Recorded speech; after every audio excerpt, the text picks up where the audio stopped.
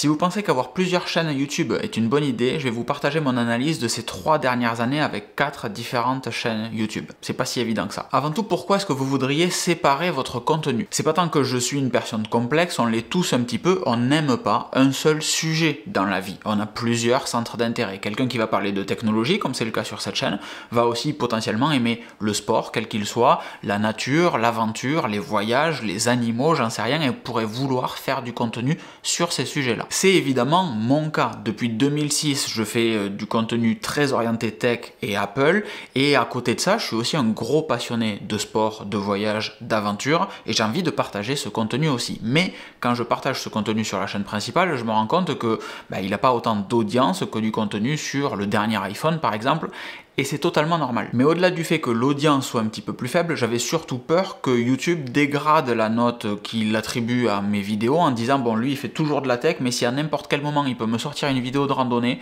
est-ce que réellement je mets ces vidéos en avant? Donc quand j'ai eu ma Tesla par exemple, il m'a semblé logique de faire une chaîne dédiée Tesla qui s'appelle Tesla Thérapie, et les statistiques de cette chaîne m'ont donné raison, puisque en seulement 3 mois il y avait 10 000 abonnés sur la chaîne. Et en soi c'est logique, parce que vous comme moi, quand on arrive sur une vidéo qu'on trouve intéressante, on va voir ce que fait la chaîne. Si la chaîne propose l'immense majorité du temps des vidéos comme celle qu'on a vue et qui étaient intéressantes, et bien moi je m'abonne, comme ça je verrai les prochaines vidéos qui pourraient m'intéresser aussi. Par contre, si vous tombez sur une vidéo d'un gars qui fait un test d'iPad Pro et qui l'immense majorité du temps sur sa chaîne va vous parler de vêtements ou de jardinage ou de bricolage, même si c'est des sujets super intéressants, c'est pas celui pour lequel vous êtes arrivé sur son contenu. Et il peut y avoir un petit côté frustrant. Sauf qu'en fait, comme on va le voir, on s'en fiche. Et comme avec Tesla Thérapie ça avait bien marché, quand j'ai voulu parler de sport et de voyage, notamment pour ma préparation marathon, j'ai créé une autre chaîne qui s'appelle Locan Explore, dédiée à l'outdoor et au voyage. C'était à l'été 2023 et aujourd'hui, un an plus tard, on peut faire un bilan sur ça. L'idée c'était de ne pas polluer la chaîne principale, celle-ci. Est-ce que ça a marché?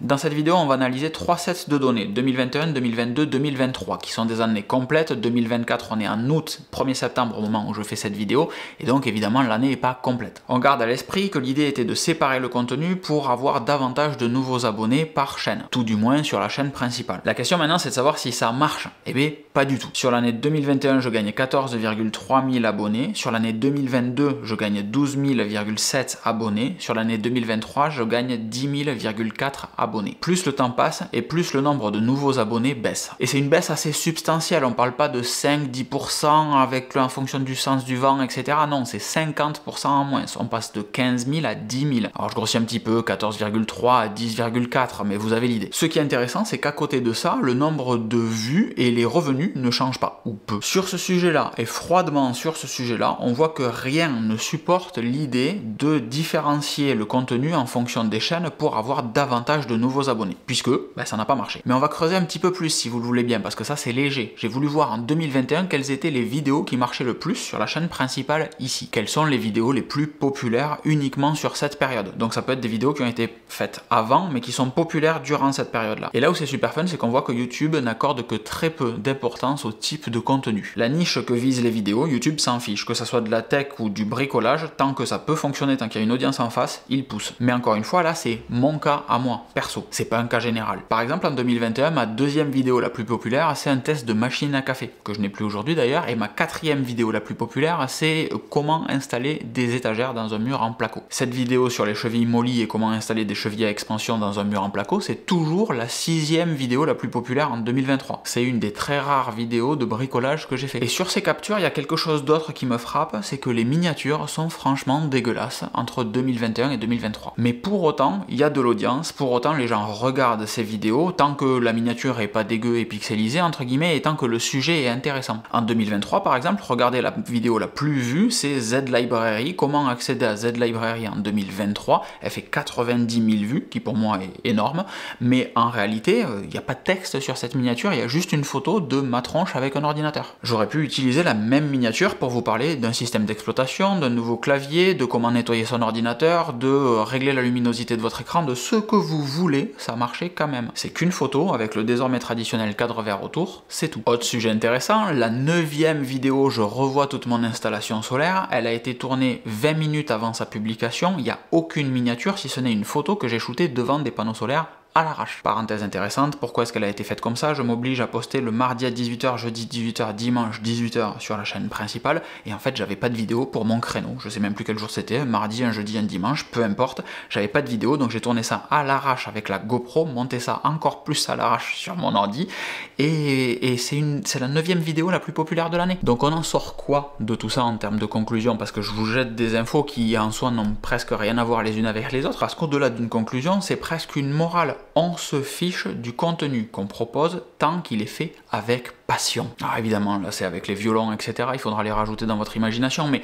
les vidéos qui fonctionnent le mieux, c'est celles sur lesquelles j'ai passé le moins de temps, pour le faire simple. Ce qui est important, c'est de publier du contenu régulièrement. Keep uploading, disait Casey Neistat, et c'est très juste. Publier du contenu qui plaît, parce que quand je vous fais du contenu qui plaît, eh bien je suis tout hypé comme en ce moment devant la caméra, et ça se ressent chez vous, et vous kiffez, et vous regardez la vidéo suivante. Mes vidéos qui fonctionnent le mieux sont celles sur lesquelles j'ai passé le moins de temps de réflexion. Alors ça veut pas dire qu'il faut tout faire à l'arrache, ça veut pas dire que tout faire à l'arrache c'est une marque de fabrique et qu'il va falloir tout faire comme ça, ou qu'il faudrait tout faire comme ça. Encore une fois, déjà c'est que mon cas à moi, mais ça veut surtout dire que ça ne sert à rien de tout intellectualiser pour un gain marginal de qualité sur une vidéo ou de performance. Shooter, monter, publier, recommencer. Shooter, monter, publier, recommencer. C'est aussi simple que ça. Évidemment, si en cours de route on arrive à prendre du bon temps, c'est super fun. Et là je vais vous montrer les vidéos les plus populaires de l'année passée pour la chaîne Locan Explore, qui a donc un an, voilà, ça défile sous vos yeux. Voici les vidéos les plus populaires de la chaîne durant son année d'existence. Qu'est-ce que vous constatez? Et bien en fait, 100% de ces vidéos auraient pu et auraient dû sortir sur la chaîne principale, parce que 100% de ces vidéos parlent de santé connectée, parlent d'une Apple Watch, parlent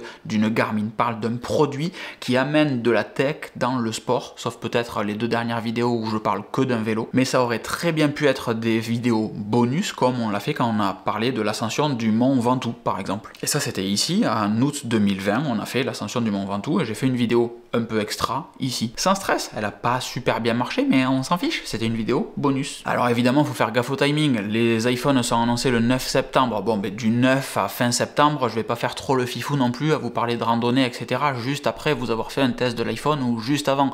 Parce que là, c'est sûr que YouTube va me défoncer. Mais en dehors de ça, c'est quand même assez libre. Tant que la majorité du contenu reste du contenu tech. Mais en réalité, c'est aussi la personne que je suis. L'immense majorité de mon contenu, c'est du contenu tech. Et le pire dans tout ça, c'est que quand je fais du contenu sur la chaîne Explore, maintenant je me dis, ah, il faut que ça soit du contenu sport et pas tech, donc je leur parle que de sport. Sauf que moi, quand je fais une randonnée, j'ai toujours un œil sur une Apple Watch, une Garmin, un accessoire quel qu'il soit, parce que la tech fait totalement partie de ma vie. La façon dont je vais mesurer, enregistrer un truc, les capteurs de puissance que je vais avoir au pied, etc.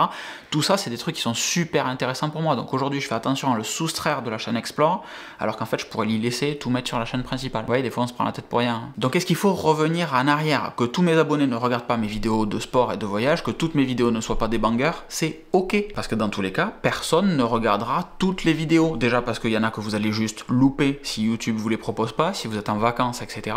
Et il y en a juste qui vous intéresseront pas non plus, même si vous êtes un gros fanboy de Locan, ce qui peut exister, et bien en fait, vous ne verrez pas toutes les vidéos. Statistiquement, ça ne marche pas. Et c'est pas grave. La personne qui tombe sur une de mes vidéos et que cette vidéo ne ressemble pas à la totalité de ma chaîne, par exemple un test de matériel sportif, la personne ensuite clique sur la chaîne et tombe sur de la tech essentiellement, eh ben c'est une personne qui va pas s'abonner. Mais c'est pas dramatique, parce que comme dans une relation qui débute, si vous vous fritez sur les fondamentaux et les bases de cette relation, ben il vaut mieux dire dès le début, non en fait ça marchera pas entre nous parce que le contenu c'est celui-ci et pas celui-ci. Mais en attendant, cette personne a déjà vu votre vidéo et quand une vidéo similaire lui sera proposée par YouTube, ben elle pourra très bien la regarder parce qu'elle se dira, la dernière fois j'ai bien kiffé ce truc. Ou alors, dans les commentaires YouTube, Instagram ou sur Discord ou la mailing list, j'ai régulièrement le retour de personnes qui me disent le sujet m'intéressait pas particulièrement, mais la manière dont tu l'as abordé, la manière dont tu l'as partagé fait que j'ai passé un bon moment en regardant cette vidéo. Et force est de constater, même si c'est pas super facile à verbaliser et encore moins à partager ensuite en vidéo, que beaucoup de personnes vont regarder le contenu que je peux proposer pour le côté détente avec lequel je le produis. Et c'est absolument génial, et ça veut dire que je peux parler d'à peu près tout ce que je veux, ou presque. Donc cette personne qui arrive sur ma chaîne et qui se dit ah ouais cette vidéo était super cool, et qui va aller voir une autre vidéo, même si c'est pas du tout le sujet, qui va voir un déballage d'iPad Pro, cette vidéo peut-être, la vidéo qu'on sortira la semaine prochaine, peu importe, qui tombe sur la deuxième vidéo qui n'est pas son sujet et qui se dit ah merde le mec a la même passion, peu importe le sujet, et peu importe le sujet c'est fun, là je m'abonne. Et ça marche d'autant plus fort, je pense. Et ça, c'est très libérateur, même si c'est un petit peu difficile à admettre et à assimiler pour moi du côté confiance en soi. Au moment où je vous fais cette vidéo, par exemple, je donne des grandes leçons et des grands principes. J'ai que 60 000 abonnés, moi, je suis tout petit.